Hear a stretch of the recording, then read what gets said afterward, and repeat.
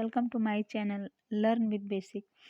तो चलिए अब आगे हम लोग देखते हैं कबीर की साखियाँ से जो आगे साखी ली गई है उनके अर्थ को हम समझते हैं और देखते हैं। और जिन्होंने मेरे चैनल को अभी सब्सक्राइब नहीं किया है प्लीज़ वो मेरे चैनल को आके विज़िट करें, सब्सक्राइब करें, शेयर करें और कमेंट में नीचे ज़रूर बताएं कि आपको मेरा ये अर्थ बताने का जो भी तरीका है वो कैसा लगा। तो चलिए फ्रेंड्स आगे देखते हैं कबीर की साखियाँ, इसको हम समझते हैं। पखा पखी के कारण सब जग रहा भुलान, निरपख होई के हरि भजै, सोई संत सुजान कबीरा, सोई संत सुजान।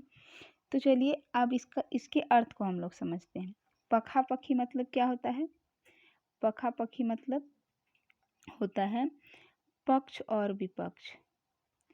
तो पखा पखी मतलब हम लोगों ने देखा कि पक्ष और विपक्ष होता है। और कारणे मतलब कारण, सब जग रहा भुलान यानी सारा जग भूल रहा है इसके कारण।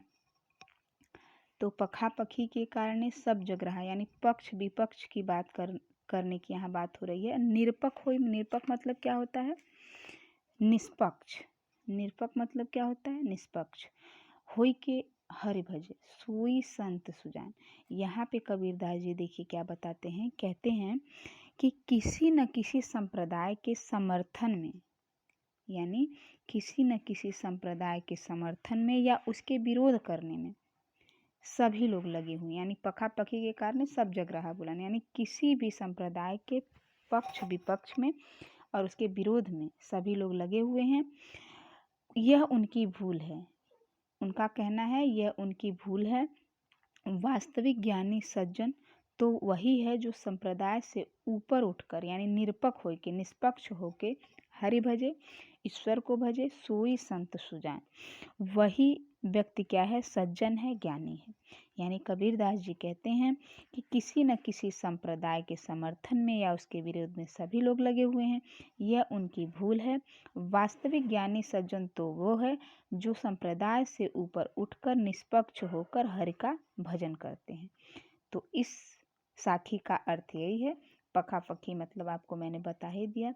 तो पखा पखी के कारण सब जग रहा भुलान यानी कबीरदास जी कहते हैं कि किसी भी संप्रदाय के समर्थन में, पक्ष में, विपक्ष में सभी लोग लगे हुए हैं। निरपक्ष होई के हरि भजे, सोई संत सुजान। जो निरपक्ष यानी निष्पक्ष होके जो हरि को भजता है वही व्यक्ति क्या होता है? वास्तविक ज्ञानी होता है और सज्जन होता है। चलिए तो नेक्स्ट देखते हैं। हिंदू मुआ राम कही, मुसलमान खुदाई, कहे कबीर सो जीवता, जेहि दुह के निकट न जाय, कबीरा दुह के निकट न जाय। अब देखिए इसमें कबीरदास जी क्या कह रहे हैं।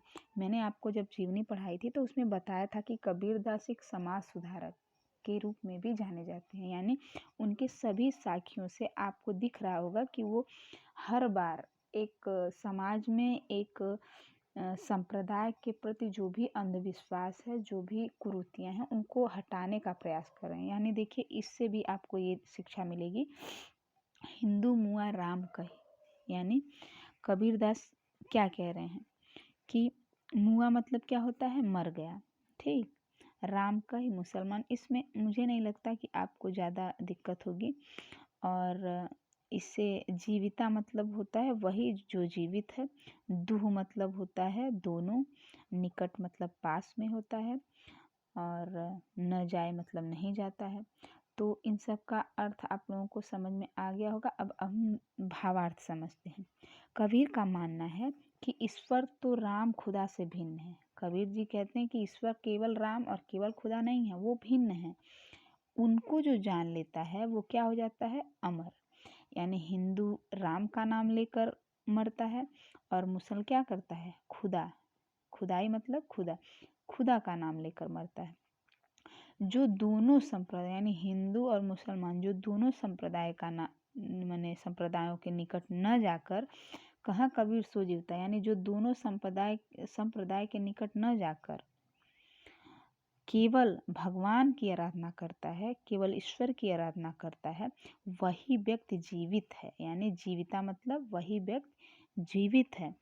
सच्चा ज्ञान प्राप्त कर वह क्या हो जाता है? अमर हो जाता है।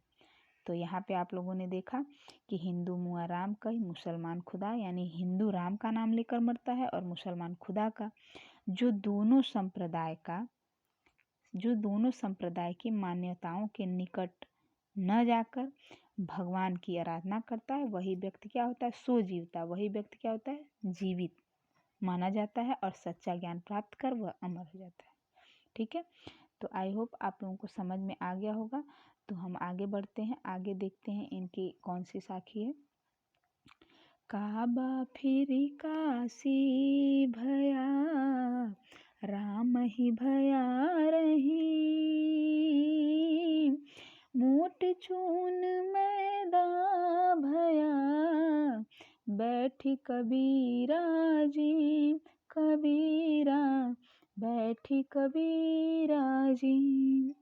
चलिए अब देखते हैं इसमें क्या कबीरदास जी ने बताया है। काबा मतलब क्या होता है? काबा मक्का मदीना मुसलमानों का तीर्थ स्थान है, ठीक। और काशी क्या है? हिंदुओं का तीर्थ स्थान है। और यहाँ पे मोट चून मतलब क्या होगा? मोटा आटा, ठीक। भया मतलब क्या होता है? हो गया। और बैठी मतलब बैठ के, जीम मतलब भोजन करो। यानी यहाँ पे कबीरदास जी देखिए क्या कहते हैं, काबा ही काशी है, काबा फिर काशी भया। यानी इनके कहने का मतलब है काबा ही काशी है, ठीक। और राम भया रहीम, यानी राम ही क्या है? रहीम है, ठीक। यानी काबा फिर काशी भया, काबा ही काशी है, राम ही रहीम है। जब यह एकता और समानता का विचार आ जाता है तो मानो मोटा आटा यानी मोट चून यानी मोटा आटा ही मैदा बन जाता है। क्या बन जाता है? मोट चून मैदा बना, यानी मोटा आटा जो है वो मैदा बन जाता है। कबीर जैसा साधक तभी भोजन कर सकता है जब दोनों धर्मों में एकता की दृष्टि महत्वपूर्ण हो। यानी यहाँ पे उन्होंने क्या बताया है कुल मिला जुला के, यानी कि यहाँ पे एकता पे जोर दिया है उन्होंने कहा है कि काबा केवल मुसलमानों का नहीं है, काशी केवल हिंदुओं का नहीं है, यानी दोनों काबा फिर काशी भया, यानी काबा ही काशी है और राम ही रहीम है।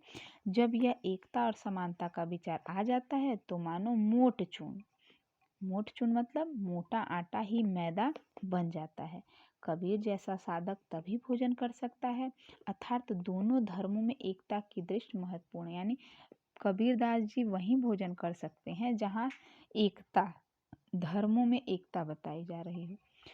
तो ये था इसका अर्थ। अब आगे देखते हैं। ऊंचे कुल का जन्मिया रे, करनी ऊंच न होई, सुबरन कलश सुरा भरा, साधु निंदा सोई, कबीरा साधु निंदा सोई। अब यहाँ पे कबीरदास जी ने देखिए क्या बताया है। ऊंचे कुल मतलब क्या होता है? अच्छा खानदान, ठीक। जन्मिया मतलब पैदा होना, जे मतलब जिसकी या उसकी, करनी मतलब क्या होता है? काम, ऊंच न हो यानी ऊंचा न हो। सुवर्ण क्या होता है? सुवर्ण कलश मतलब क्या होता है? सोने का मटका। सुरा मतलब क्या होता है? शराब। भरा मतलब भरा हुआ। साधु मतलब सज्जन। निंदा मतलब चुगलखोरी या निंदा करना। तो ऊंचे कुल का जन्मिया, यहाँ पे देखिए कबीरदास जी क्या कह रहे हैं कि ऊंचे कुल में जिसने जन्म पाया है, ऊंचे कुल में जिसने जन्म पाया है वह अच्छे कार्य न करने पे क्या हो जाता है? निंदनीय हो जाता है, यानी उसकी निंदा होती है। जो ऊंचे कुल में तो जन्म लिया है लेकिन उसकी करनी क्या है? ऊंची नहीं है, तो वो निंदनीय हो जाता है।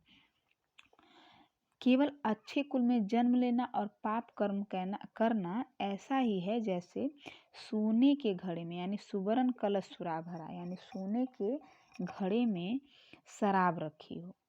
यानी कबीरदास जी बता रहे हैं कि ऊंचे कुल का जन्म लेने से नहीं होता है कुछ भी, करनी ऊंची ऊंची होनी चाहिए। अगर जिसकी करनी ऊंची नहीं है वो क्या है, निंदनीय है।